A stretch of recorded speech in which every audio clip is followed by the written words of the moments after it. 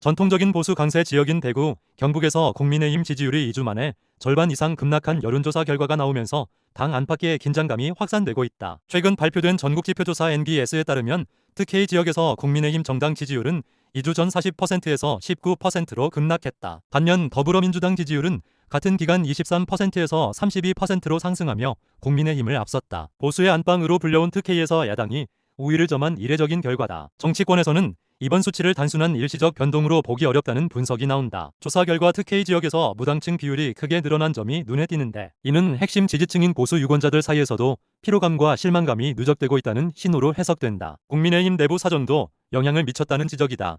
지도부를 둘러싼 갈등과 잇따른 설화, 주요 현안에 대한 미흡한 대응이 지역 민심 이반으로 이어졌다는 평가가 나온다. 한 여권 관계자는 중도층 이탈을 넘어 기존 지지층의 결집력까지 약해지고 있다는 점이 더 심각하다고 말했다. 다만 당 일각에서는 조사 시점과 표본 규모 등을 들어 확대 해석을 경계해야 한다는 목소리도 있다. 여론조사는 시기와 이슈에 따라 변동성이 크고 단일 조사 결과만으로 민심의 흐름을 단정하기 어렵다는 주장이다. 트위트주 열차 안에서 입석 승차권을 가진 커플이 특실 승객에게 자리를 바꿔달라고 요구했다가 거절당하자 욕설을 했다는 사연이 알려지며 논란이 일고 있다. 최근 한 온라인 커뮤니티에는 입석 커플이 특실 좌석을 바꿔달라고 요구했다는 제목의 글이 올라왔다. 글 작성자에 따르면 그는 K투즈 특실 좌석을 이용하던 중 입석 승차권을 가진 한 커플로부터 커플인데 떨어져 가기 어렵다며 자리를 양보해 달라는 요청을 받았다. 작성자는 추가 요금을 내고 예약한 좌석인 만큼 정중히 거절했지만 커플 남성은 그 정도 배려도 못 해주느냐며 불만을 드러낸 것으로 전해졌다. 이후에도 요구가 이어지자 작성자는 영무원을 호출했고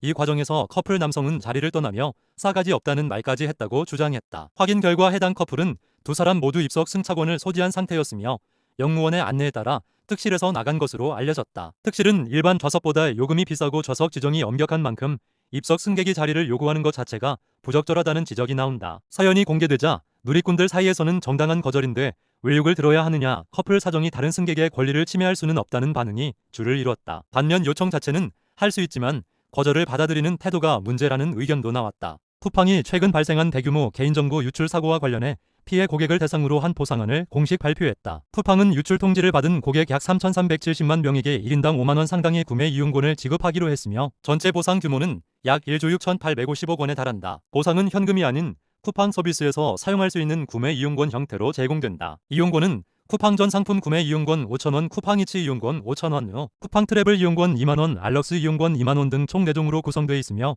합산 금액은 5만원이다. 쿠팡 측은 해당 이용권을 2026년 1월 중순부터 순차적으로 지급할 예정이라고 밝혔다. 현재 쿠팡을 이용 중인 고객은 앱을 통해 지급 여부를 확인할 수 있으며 이미 탈퇴한 고객도 보상 대상에 포함돼 별도의 안내 문자가 발송될 예정이다. 이번 보상안은 국내에서 발생한 개인정보 유출 사고 가운데 역대 최대 규모로 평가된다. 쿠팡 창업자인 김범석 의장은 공식 사과문을 통해 고객 신뢰를 지키지 못한 점에 대해 무거운 책임을 느낀다며 재발 방지를 약속했다. 다만 보상 방식에 대한 논란도 이어지고 있다. 현금이 아닌 자사 서비스 전용 쿠폰으로 지급된다는 점에서 소비자 단체와 일부 정치권에서는 실질적인 피해 보상이라기보다 마케팅 성격이 강하다는 비판을 제기하고 있다. 국회에서는 이번 사안과 관련해 청문회 개최 가능성도 거론되고 있다. 김병기 더불어민주당 원내대표가 취임 약 200일 만에 자리에서 물러났다. 각종 의혹이 잇따라 제기되며 정치적 부담이 커지자 당과 정부에 부담을 주지 않겠다는 판단에서 사퇴를 결정한 것으로 보인다. 김 원내대표는 30일 국회에서 열린 원내대책회의에서 국민 여러분께 진심으로 죄송하다며 원내대표직 사퇴를 공식 발표했다. 그는 원내대표로서 책임을 다하지 못했다며 고개를 숙였다. 사퇴 배경에는 최근 불거진 여러 논란이 자리하고 있다. 항공사로부터 제공받은 특혜성 숙박 이용 의혹, 배우자의 구의회 업무 추진비 사용 논란, 보좌진을 통한 가족 관련 특혜 의혹 등이 잇따라 제기되며 여론의 비판이 거세졌다. 일부 의혹은 수사 필요성까지 거론되며 정치권 전반으로 확산됐다. 김 원내대표는 정부와 당의 성공을 뒷받침해야 할 위치에 있는 사람이 오히려 부담이 되어서는 안 된다고 판단했다며 모든 의혹에 대해 성실히 소명하고 책임질 부분이 있다면 책임을 지겠다고 밝혔다. 김병기 원내대표는 지난 6월 중순 원내대표로 선출도 당의 입법 전략과 대양 협상을 이끌어왔으나 취임 반년을 조금 넘긴 시점에 중도 하차하게 됐다. 민주당은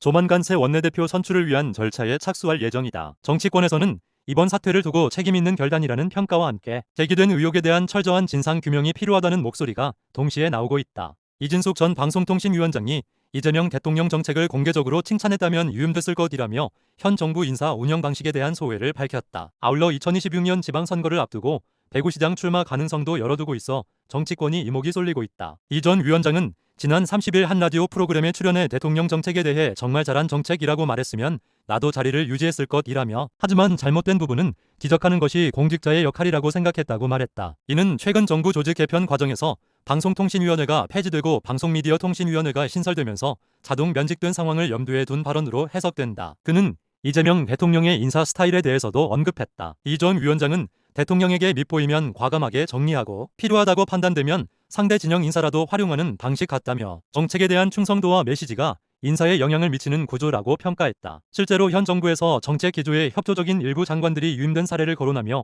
자신의 상황과 비교하기도 했다. 정계 복귀 가능성도 거론됐다. 이 전 위원장은 2026년 6.3 지방선거에서 대구시장 출마를 검토하고 있느냐는 질문의 가능성을 열어두고 있다고 답했다. 다만 현재로서는 방송미디어통신위원회 설치법과 관련해 헌법재판소에 제기한 헌법소원과 가처분 심판이 우선이라며 해당 판단 이후 정치 행보를 결정하겠다는 입장을 밝혔다. 한국 야구계의 안타까운 비보가 전해졌다. 현대 유니콘스 왕조 시절을 함께한 투수 전준호 전 부천고 코치가 2026년 새해 첫날 별세했다. 향년 50세. 고인은 오랜 기간 폐암과 간경화로 투병해온 것으로 알려졌으며 최근 병세가 급격히 악화되면서 끝내 야구 팬들의 곁을 떠났다. 새해를 맞은 첫날 전해진 소식에 야구계는 깊은 슬픔에 잠겼다. 전준호는 1994년 태평양 돌핀스의 고졸 신인으로 입단해 프로 무대에 발을 디뎠다. 이후 구단이 현대 유니콘스로 재창단되면서 전성기를 맞았고 현대 왕조 시절 팀 마운드를 든든히 지킨 핵심 투수로 활약했다. 특히 26시즌 14승 4패 평균 자책점 3.39를 기록하며 승률왕에 오르는 등 커리어 하이라이트를 남겼다. 당시 괴물 신인으로 주목받던 류현진을 제치고 이룬 성과로 그의 이름을 야구 팬들에게 강하게 각인시켰다. 프로 통산 성적은 55승 47패 7세이브 9홀드다. 은퇴 이후에도 야구와의 인연은 계속됐다. 그는 야구 해설위원으로 활동하며 팬들과 소통했고 이후에는 부천고등학교 야구부 코치로서 유망주 육성에 힘쓰며 지도자의 길을 걸었다. 고인의 빈소는 인하대병원 장례식장에 마련됐으며 발인은 1월 3일 오전으로 예정돼 있다. 현역 시절 그라운드에서 보여준 투혼과 은퇴 후에도 야구를 향한 열정을 이어간 전준우의 갑작스러운 별세여 동료 선수들과 야구 팬들의 추모가 이어지고 있다. 한국 야구는 또 한 명의 소중한 별을 떠나보냈다. 윤석열 전 대통령의 용산 대통령실 집무실의 사우나와 초대형 침대 등 사적 공간이 실제로 설치돼 있었다는 사실이 공개되면서 논란이 확산되고 있다. 그동안 대통령실이 명확한 입장을 밝히지 않았던 시설들이 사진과 내부 공개를 통해 확인되자 정치권에서는 공적 공간의 사유와 논란과 함께 도어 스태핑 중단 배경을 둘러싼 의혹을 다시 제기하고 있다. 최근 공개된 자료에 따르면 용산 대통령실 집무 공간에는 편백나무로 만든 건식 사우나와 대형 침대가 설치돼 있었던 것으로 확인됐다. 일부 공간은 침실과 휴식 공간의 성격을 띠고 있어 정치권과 시민사회에서는 집무실이 아닌 숙소에 가까운 구조라는 비판도 나오고 있다. 해당 시설은 윤 전 대통령 재임 당시 개인적인 휴식과 숙면을 위한 공간으로 활용됐다는 설명이 뒤따랐다. 논란은 여기서 그치지 않았다. 강훈식 전 대통령 비서실장은 용산 대통령실 내부에 설치된 이른바 비밀통로와 도어 스태핑 중단 시점이 맞물린다고 지적했다. 강 전 실장은 윤 전 대통령만 사용한 것으로 알려진 비밀통로가 완공된 직후 도어 스태핑이 중단됐다며 기자들과 직접 마주치는 출근길 소통이 사라진 시점과 통로 완공 시점이 거의 일치한다고 주장했다. 해당 비밀통로는 대통령이 차량에서 내려 곧바로 집무 공간으로 이동할 수 있도록 설계된 지하 연결로로 외부 시선이 차단된 구조인 것으로 알려졌다. 이를 두고 정치권 일각에서는 경호와 안전상의 이유를 들면서도 동시에 언론과의 접촉을 최소화하려는 의도가 있었던 것 아니냐는 해석을 내놓고 있다.